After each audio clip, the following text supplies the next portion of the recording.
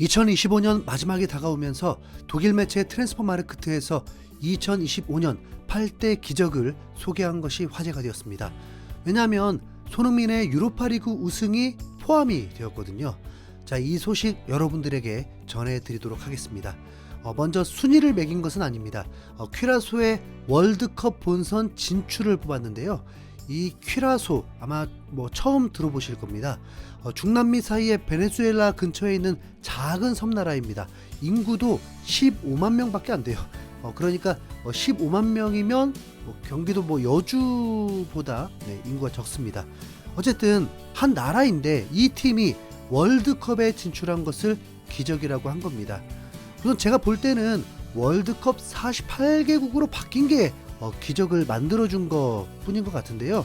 라운드마다 무패로 조 1위를 했지만 상대했던 팀들을 보면 얘기가 달라집니다. 바베이도스, 아루바, 버뮤다, 트리니다드, 아이티, 자메이카 이런 국가들 상대했던 겁니다. 사실 이 정도면 요르단이 더 기적 아니겠습니까? 퀴라소는 마치 베트남이 미얀마, 캄보디아, 인도 이런 팀들과 붙어서 월드컵 진출한 것을 기적이라고 한 겁니다. 다음으로는 세레이에스 볼로냐에 51년 만에 우승했다는 소식이었습니다. 창단 이후에 첫 공식 대회 트로피를 올렸기 때문인데 그 우승은 리그 우승 그런 건 아닙니다. FA컵 같은 거예요. 볼로냐는 현재도 리그 상위권에 있긴 합니다. 자, 그리고 이제 뉴캐슬의 56년 만에 트로피가 뽑혔습니다. 뉴캐슬 유나이티드가 카라바오컵에서 리버풀을 꺾고 우승했던 걸 기적이라고 한 겁니다. 뉴캐슬 입장에서는 1969년 이후에 첫 우승을 기록했습니다. 56년이라는 긴 세월 동안에 팬들이 기다려온 순간이었죠. 그런데 또 뉴캐슬은 그냥 강팀이라고 봐야 되잖아요. 몇 년 안에 토트넘을 내리고 빅6로 올라갈 게 기정사실 아니겠습니까? 그리고 고헤드 이글스의 93년 만의 영광. 아예 몰랐던 일이라는 거. 이게 뭐가 기적인지도 모르는 사건인데 우선 네덜란드의 한 팀이라고 합니다. 너무 관심 없는 소식이라서 그냥 그런가 보다 하고 패스하겠습니다. 사부리그 그림즈비 타운의 이변. 사부리그 팀이 맨유를 이겼기 때문에 기적으로 뽑힌 건데 이건 카라바오컵 때 일어난 일입니다. 맨유의 명성이 유지된 채 일어난 일이라면 올해 사건에 포함되겠지만 맨유는 당시에도 의심을 많이 받고 있었던 시기라서 사부리그 팀에게 패배하는 일들은 이제는 각 팀들의 사정도 있고 비일비재한 일이죠. 맨유는 당시에 2실점을 해버리면서 승부차기에서 패배했었습니다. 맨유가 그냥 큰 선물 해준 거죠. 그리고 크리스탈 팰리스의 FA컵 우승을 뽑았습니다. 웸블리 스타디움에서 이제 맨시티와 결승전이었죠. 크리스탈 팰리스는 당시에 이미 리버풀을 꺾기도 하고 토트넘은 또 한 번도 이기지 못했고 각 포지션에 몇몇 최상위 선수들이 포함되어 있어서 무조건 맨시티가 이긴다고 장담할 수는 없었습니다. 그리고 이제 에제의 결승골로 실제로 우승을 했습니다. 에제는 우승 선물하고 아스날로 이적을 했는데 에제가 떠났으니 팰리스가 추락하지 않을까 했지만 웬걸요, 더 강해져서 리그에서도 상위권에 있습니다. 전반기 마지막 경기에서 토트넘을 상대하는데 토트넘을 이기게 되면 5위와 승점이 같게 됩니다. 이 정도면 글라스너 감독의 능력이라고 봐야죠. 그리고 바이에른 뮌헨의 공식 경기 16연승이 뽑히기도 했습니다. 대한민국의 자랑 국보급 센터백 김민재가 소속된 뮌헨은 현재 리그 독주를 하고 있습니다. 2위와 벌써 9점 차예요. 유럽 리그에서 유일한 무패 팀이기도 합니다. 16경기 무패가 아니라 16연승. 챔피언스 리그에서도 우승 후보 아스날에게 패배해서일 뿐 정말 잘 나가고 있습니다. 이러면 지난 시즌 이강인 소속팀이 챔스 우승을 했는데 올 시즌에는 김민재 챔스 우승도 보게 될지도 모릅니다. 갑자기 올 시즌 손흥민도 프리미어리그를 떠나고 이강인은 파리에서 주전급으로 활용되지만 챔스에서만큼은 주전급 대우를 받지 못하고 김민재도 센터백 3인자로 내려서면서 축구 팬들의 마음을 뒤숭숭하게 만들었는데 그래도 자랑스러운 우리 선수들인 만큼 함께 응원했으면 좋겠습니다. 자, 마지막으로 손흥민의 유로파리그 우승이 뽑혔습니다. 여러분, 뭔가 이상하지 않습니까? 토트넘의 유로파리그 우승이 아니라 손흥민의 유로파리그 우승이라고 한 겁니다. 다른 기적들은 모두 팀이 타이틀인데 유일하게 손흥민의 기적의 우승이라고 한 거죠. 기사에서도 토트넘은 유로파 결승전에서 맨유를 꺾고 우승컵을 들어올렸고, 손흥민은 메이저 대회 첫 우승 트로피를 들어올렸다고 했습니다. 2008년 리그컵 우승 이후에 17년 만에 메이저 대회에서 우승을 한 토트넘인 거죠.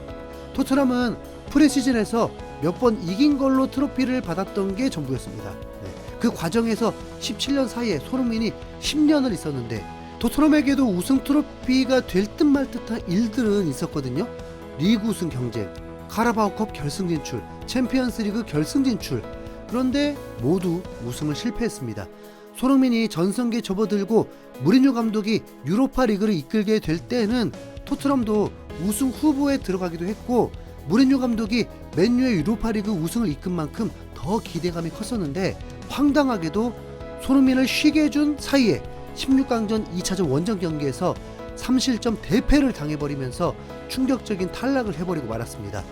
1차전 때 가볍게 2대0으로 이기고 원정을 간 건데, 무관중 상황이어서 감흥이 좀 크지 않았지만, 누구도 토트넘이 8강 진출을 실패할 거라고 상상조차 하지 않았습니다.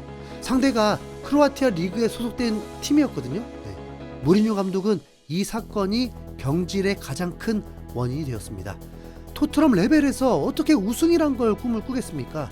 컵대회에서도 훨씬 강팀들이 결국 8강 정도만 올라가면 곧바로 우승을 목표로 전력을 다해버리고, 챔피언스리그에 진출한들 기적 외에는 꿈꿀 수도 없는 레벨이다 보니까 유로파리그 정도 나갔을 때 우승에 대한 희망을 품게 될 수 있는데, 손흥민, 케인, 베일 같은 선수들이 있었음에도 탈락했으니까 핑계 댈 수도 없었죠. 토트넘의 월클은 이제 손흥민과 케인만 남았습니다. 케인은 토트넘에서도 우승컵을 들긴 글렀다면서 고집 부려서 토트넘 버리고 뮌헨으로 이적했습니다. 손흥민만 남았는데, 손흥민은 이대로는 떠날 수 없다가 결론이었고, 마지막이라 생각하고 토트넘 우승을 선물해주기 위해서 이적을 하지 않았습니다. 그리고 유로파리그가 시작될 때 손흥민이 기자회견에 나왔고 우승이 목표라고 단언을 했습니다. 여러분 한번 생각해 보십시오. 토트넘이 카라바오컵도 4강에 올랐었거든요.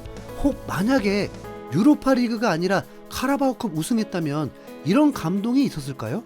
냉정하게 토트넘의 유로파리그 우승은 기적까지는 아닙니다. 그렇잖아요. 우선 유럽 대항전이 개편이 되면서 유로파리그가 혜택을 받은 것이 챔피언스리그에서 토너먼트에 진출하지 못한 강팀 그 몇몇이 그대로 유로파리그로 넘어오게 하는 걸 차단시켜 버렸습니다. 그러면서 그들만의 대회가 되었고, 그렇다면 유로파리그 팀들의 전력이 기본적으로 토트넘보다 전력이 떨어지게 되는 구조였습니다.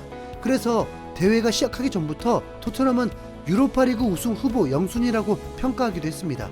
솔직히 당연히 우승을 해야 하는 전력의 팀이 우승을 했을 뿐인 거죠. 그런데 전력이 우승권이면 뭐 하냐는 겁니다.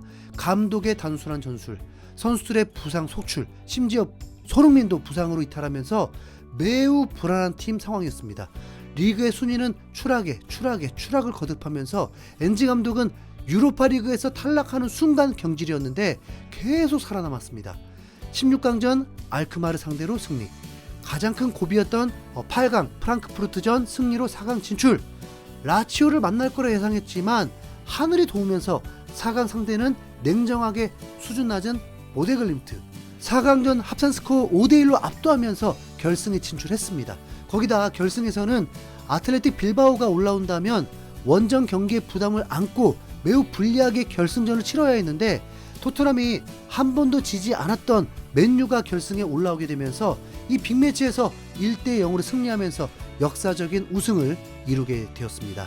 손흥민은 중간에 부상으로 이미 출전할 수 없었는데 결승전에 그래도 뛸 수는 있는 컨디션으로 마지막 휘슬이 불리는 순간 무릎을 꿇고 포효를 하면서 잊지 못할 감동의 순간을 연출하게 되었습니다. 이 정도면 손흥민이 우승 트로피를 들어올리게 하겠다는 하늘의 각본이라고 밖에 할 말이 없죠. 트랜스퍼 마르크트처럼 축구계가 손흥민 주인공 시점으로 지금 돌아가고 있습니다.